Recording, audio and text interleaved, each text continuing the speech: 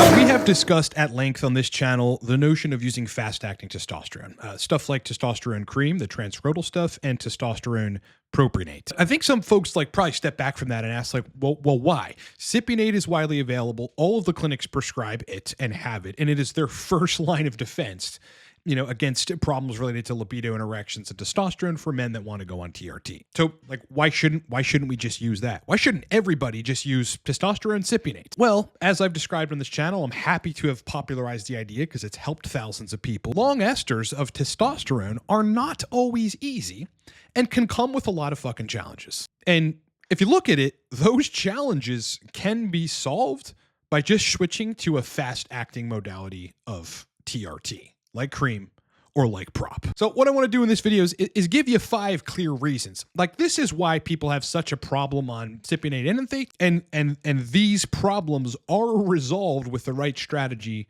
on fast-acting testosterone. So sit back, grab a beer, relax.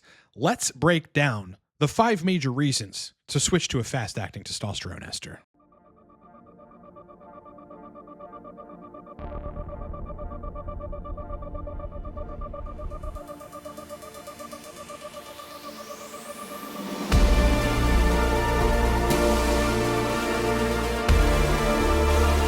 All right, before we start the video, look, guys, Cortex Labs, which is my company, is a TRT guidance and sexual dysfunction resolution company. What we primarily do is help people to get libido and erections back that are on TRT through a variety of different things, whether products or coaching. Right now, coaching is still 50% off. Sexual dysfunction resolution, TRT optimization, full dialing in on any ester. This is what we do. Use the code COACHDISCOUNT. At checkout, you'll save 50%, which is thousands of dollars on every coaching package. You can hire me under at livecortex.com. Source list, any anabolic you can think of, including high-potency DHT gel, but sometimes you need to circumvent the clinic to get what it is you need. Buy it down below, livecortex.com. All right, so the two fast-acting testosterone modalities that we're going to talk about are testosterone cream and testosterone propionate. Both of them have a relatively short half-life, meaning they are in and out of your system within 2 days or so. If you inject prop on a Tuesday, by Thursday, most of it's going to be out of your system. Both of them highly convert more so and in higher peaks than longer esters to dihydrotestosterone, which is the #1 metabolite of TRT or of testosterone that you need optimized to be dialed in on TRT. And both of them allow you to make changes relatively quickly, so you're not having to wait 8 fucking weeks after a dose change to see what the hell's going on. So let's go through the 5 reasons why you should switch if these 5 things apply to you to a fast-acting testosterone modality. All right, #1, you can't dial in an AI. Listen, it would be beautiful, wouldn't it? If we could all just inject 200 milligrams of test cypionate just right in the glute every 7 days, and on day 2, we take 0.25 milligrams of anastrozole. Also on day 2, 1,000 IU of HCG, right? That'd cover the boys, I would say. And then estrogen lands at 27 picograms per milliliter. Your DHT is sky high. You're anabolic as fuck. And you feel amazing. Erection quality is great. Libido is great. Sensation is great. Climax is great. Everything's great. But unfortunately, this just isn't the case for everybody. Dialing in aromatase inhibitors, because they reduce estradiol not just in the serum, but down at the brain tissue, penile tissue, probably cardiac tissue, joint tissue. They go in the tissues and prevent aromatization via blocking the enzymes that induce it. And it's not always a guarantee that it's going to happen at a commensurate level or some sort of regulated level. Sometimes it throws estrogen at the tissue level for a weird loop, which causes you side effects, joint pain, libido problems, erection problems, mood problems. And no matter what, you've gone down to doing Liquidex, which is Arimidex, anastrozole, chopped up into powder, and then mixed with distilled water or vodka so that you can microdose it and you still can't get it to work. This happens to people. Your best bet, and really your only option after you've exhausted all those research, you can't dial in an AI, is to just move to something that converts more to DHT, converts less to estradiol, so you don't have to worry about the AI, find the right dose of it, and situate your protocol where estrogen just naturally falls in range. But because if it's cream, in the case of cream, you got super high DHT anyway. At the same time, dialing in aromatase inhibitors, I'm not sure folks understand this. And when they, some clients will come to me and be like, hey, can't we just use an AI? Sometimes that takes months, especially with a long ester. I mean, that's going to take months because, every week you got to do your 0.5 anastrozole or 0.125 you got to run bloods. You have to monitor your symptoms. You know, almost definitely you're going to have to go around, adjust the dose of the aromatase inhibitor. If you can get your fast-acting testosterone modality plus your HCG in the right ranges that keep estrogen in that 20 to 35 sweet spot in picograms per milliliter, again, that's usually 15 to 25 milligrams of test prop a day, or 4 to 6 pumps a day of the transcrotal 100 milligram per milliliter cream. I mean, those are good starting points to get estradiol where you need it to be. You don't have to fuss with AIs at all. You don't have to worry about the cardiac risk, you know, the bone mineral density risk, like the transient joint pain problem, the fact that sometimes AIs just throw off your libido completely via inhibition of brain aromatase, which you need for libido. I mean, you know, the brain's got to be converting test to estrogen at a certain level in order for libido to work. And you don't have to go through this whole rigmarole of like fucking dialing in like an anastrozole or even aromasin. Even though aromasin's better, it is still not quite easy necessarily to dial in. All right, so that's number one. You can't dial in an AI. It just move to the fast-acting stuff and have a go at that. Number two, and this is probably the biggest one, no matter what you do on Long-Esters, you can't dial in libido and erections, like the centerpiece of success on TRT. If you're anabolic and feel great and you're confident and masculine, but your dick doesn't work and you have no interest in sex, that's a fail. I mean, you know, like just you're failing. Here's the bottom line. Some folks, because we're all different, but generally, I mean, I think there's some generalities that are across the board. Some folks need higher peaks in DHT. They need higher peaks in DHT and slight fluctuations in blood levels of test, estradiol, DHT, so that estrogen doesn't accumulate. On fast-acting stuff, let's take cream, for example. I mean, 17 hours after application, it's already troughing. So you're not just constantly building estradiol. It gets to go down, or at the very least stop producing. DHT, you know, as the rat studies prove, as the studies on hair loss drugs prove, it's just that some people that because of their bias are unwilling to look at that, is the active androgen in the maintenance, function, and optimization of the male penis. If you can find the right amount of DHT, which doesn't cause catastrophic hair loss, but adequately super optimizes sexual function, you've won. And not just a lot of people, folks, everybody needs a good degree of DHT in the TRT protocol. Talk about the DHT conversion from cream. Not that ChatGPT is the most accurate thing on the planet, but it does reference scientific literature and is very good at breaking numbers down and giving you answers to questions like this. Regarding testosterone cream's conversion to DHT, can you give a comparison milligram for milligram between it and testosterone cypionate in terms of DHT conversion? This is transcrotal application. And it goes through the very true, undeniable reasons why cream converts more to dihydrotestosterone than like cypionate. The first of them being 5-alpha reductase density. Okay, 5-alpha reductase enzymes, these are what convert your testosterone into DHT. They're extremely high in scrotal skin, especially the type 2 isoenzyme, which is what you want to be converting test to DHT, leading to a robust local conversion, sex organs where you need the DHT, to DHT. But cypionate, you know, I don't know if folks know this. You get minimal skin exposure, you know, to the testosterone. And most of the metabolism, like converting to DHT, occurs in the liver and peripheral tissues where 5-alpha reductase density is much lower. I mean, in and of itself, okay, if you were to just compare cream and cypionate insofar as optimization of DHT, cream wins by leaps and bounds quantifiably. Absorption site, okay, with cream directly through the skin, local 5-alpha reductase action before systemic entry. I mean, fucking win. Right away a win. With cypionate intramuscular depot, slow systemic release with little exposure to 5-alpha reductase rich skin. Unless you're injecting like kind of down there, which like is not practical, you're getting more DHT with cream. Temporal kinetics with cream. Again, rapid spikes. This is the main point in T and DHT.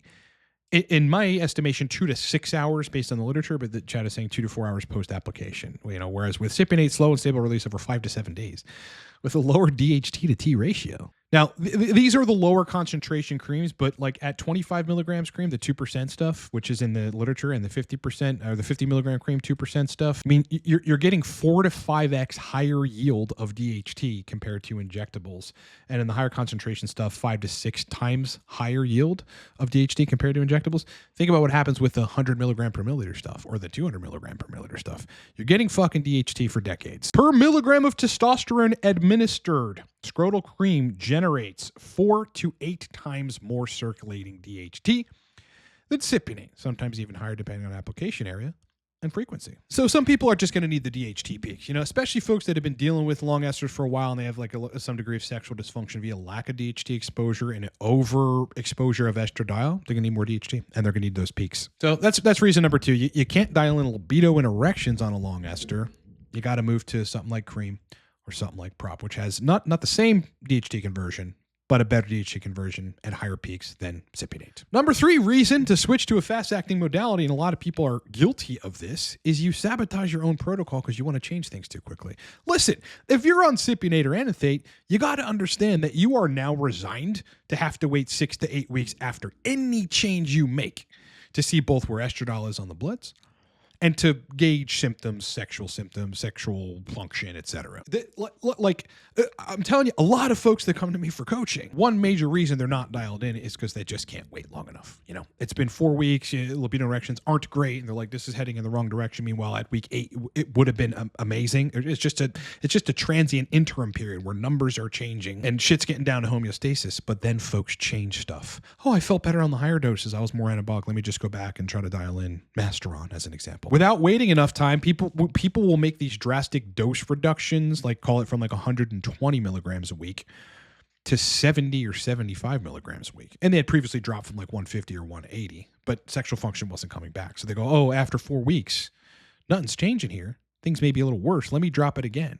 And then before you know it, 3 weeks later, they're in low estrogen, low androgen state. Their hair starts fucking falling out because of the fluctuations, not just because of DHT. They don't even have a lot of DHT. Their dick goes south anyway. They start urinating all of their water out because, they can't retain it via less antidiuretic hormone, which is estrogen driven, or at least influenced. And then you're up the creek, dude. Then you're up the creek. That isn't a solution. Changing injection frequency. People are like, all right, I went down to 120. Nothing's happening after 4 weeks. Maybe I should inject once a week. Well, then you bump estrogen too high. Then it's going to take 6 to 8 weeks still for your body to regulate on that. If you're one of those people that sabotages your protocol because you're moving too quickly, fine. I understand the necessity to want to move. That is how I am in life. If something's wrong, I want to move. I want to move. I want to move on it. You can't do that with long esters. Okay. So if you're one of those people, just switch to cream or switch to prop. Your life regarding dialing in TRT is going to be a lot better. The Cypionate, that'll take 4 weeks or so, 5 weeks to mostly be out of your system. That's okay. At least you've got a head start already. And you're dialing in on the cream or prop, and you've achieved your steady state by like a week and a half or 2 weeks on both of those. You can make changes on these things. I still think the body takes some time to respond to new doses of testosterone, even if it's fast-acting testosterone. So, give it 2 weeks. Every 2 weeks you can make a small adjustment on the fast-acting stuff. But if you're one of those people that sabotages because you just changed too quickly, just switch to proper cream. All right, number 4 reason to switch, that you need to switch to a fast-acting testosterone modality, is you've always had estrogen problems. You've always. I get people that are sensitive to estradiol in the weirdest ways. For me, I don't get nipple sensitivity or any of that weird shit. It just, the sexual function goes south with too much estrogen. As expected. That's what estrogen does. Shut your shit down. But with the long esters, it's not always a guarantee that you're going to convert the proper amount of test to DHT versus estradiol. And in a lot of cases, it ends up disproportionately in favor of estrogen with not enough DHT. Estrogen problems run rampant, and they are perpetuated by people who perpetuate the idea that because estrogen's cardio, joint, and brain protective, that you don't need to manage it or do anything with it. So people end up coming to me with like moon face, painful nipples, complete sexual dysfunction, because of estrogen. Mood disorders, their relationship is going south because they're kind of acting like women around their women, which doesn't work. It's just a fucking disaster. If you've always had estrogen problems on TRT, some of the examples that I just gave, just switch to cream or pop. It's going to be a lot easier, especially at the kind of medium end doses of both. Again, 15 to 25 milligrams of test prop a day, or 4 to 6 pumps of the 100 milligram per milliliter stuff, testosterone cream transcrotally every day. Your estrogen problems, you're already getting a super head start on getting control of your estrogen problems. Find the right dose of those, which is a lot easier, by the way, than Cypionate or enanthate. You have no estrogen problems. Yeah. In fact, the only estrogen problem you might have is it's a little too low. So you increase the HGD dose, or you increase the cream, or you increase the prop and get a little more anabolism, and fucking then you're dialed in. I see that happen all the time. And you'd rather have the E2 go a little low, and then you could just add more fast acting, aromatizable androgen to it, then you're in the sweet spot. All right. So if you've just struggled with estrogen, some people will do this for years. People come to me like 3 years, I'm not dialing on TRT. That's bad. Switch to the fast-acting stuff. You're going to have a hell of a lot better of a time. Lastly, this is the lowest hanging fruit: side effects. Side effects. Side effects. Listen, I can't really explain why other than just the constant steady state of androgens, but people on Cypionate especially have all manner of fucking side effects, even if the bloods look pretty good. Like estrogen's kind of in range or maybe a little bit over. Test is sitting at 900, DHT's at 60. All these things should be good, but because of the slow, steady, constant release, some of these guys have shortness of breath.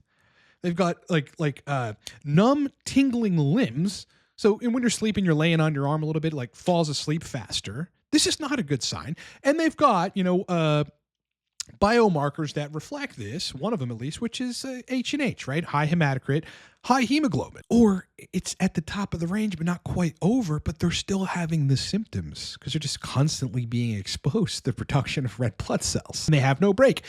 It's been proven that folks that have H&H problems on Long-Esters go to cream, and because it troughs, the hemoglobin and hematocrit problems go away. And therefore all the side effects go away that come along with that. Blood pressure. I've seen people on Cypionate where, estrogen, testosterone, DHT are in reasonable places where they should feel good and be dialed in. Fucking blood pressure is too high. Constantly. They've reduced salt. It makes a little bit of a difference, not a big enough dent. I'll say this. People just don't have the side effect profile that comes with the longer esters when they switch to cream or prop. Regardless of the situation, again, this is what we do as a company. I am a coach on TRT, and what I help people do is dial in libido and erections. I've seen every case imaginable, and whatever it is, whether it's Cypionate, because we can make that work, enanthate, prop, cream, we'll get the sexual function back. It is a science. I want to discourage you from, believing that it's artsy. People talk about it like as if it's an art. There are principles that have to be employed in order to get sexual function at youthful stages while you're on TRT, and that's what we do in coaching. Everything is 50% off right now. You can hire me in under a minute, livecortex.com. We will be on the fact-finding call as soon as that day or the next day, and we don't wait. We start. So if you need to get your sexual function straight on TRT from the use of hair loss drugs, pull the trigger. It's 50% off right now. Codes on the screen and down the description of this video. Source list. If you need to just get any anabolic you can think of, including DHT, transdermal high potency DHT, which nobody has here in the States. Just get source list. It's 30% off. Codes on the screen. Get it down the description of this video. Lots of courses on testosterone, on EQ, on dopamine, on nootropics, also at livecortex.com. Well, all right.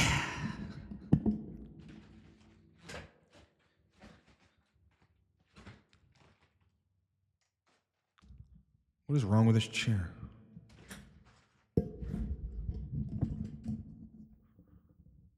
Brother, it's been an absolute pleasure hanging out with you. I hope you had a great weekend. I hope you have a great rest of your week. More content to come soon. Please like the video. It makes a huge difference to the algorithm and our channel, pushing out to other folks that need to see what we're talking about over here. Sub to the channel. If this is your first time watching a video, so many more videos like this and many more to come. I'd love to have you on board. Otherwise, kick ass, rock on, enjoy the rest of your day. I'll talk to you boys in the next one.